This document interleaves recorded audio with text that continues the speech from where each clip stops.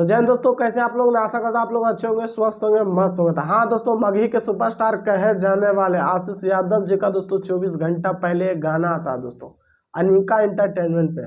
Song का title रहता है दोस्तों भैया लागो ही भातार कैसे कहियो।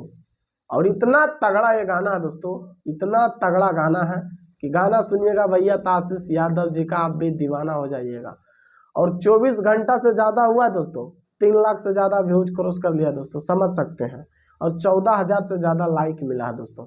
तो बस आप लोग से रिक्वेस्ट है, एक बार जरूर जाके सुनिए। अनिका इंटरटेनमेंट पे आप लोग को सुनने को मिलेगा। लिरिक्स है भैया चिंटू राजा का, और बहुत तगड़ा तगड़ा गाना लिखते हैं चिंटू राजा। और म्यूजिक है भैया पप्पू भाई का, वो भी तगड़ा तगड़ा म्यूजिक बनाते हैं दोस्तों। तो बस आप लोग से रिक्वेस्ट है, एक बार जरूर जाके सुनिए। अनिका इंटरटेनमेंट पे आप लोग को सुनने को मिलेगा भैया लागो ही भातार कैसे कहियो। और जो जो अभी तक चैनल को सब्सक्राइब नहीं किए हैं तो प्लीज सब्सक्राइब कीजिए, वीडियो को लाइक कीजिए, ज्यादा से ज्यादा शेयर कीजिए। बाकी फिर मिलते हैं अगले वीडियो में। जय हिंद।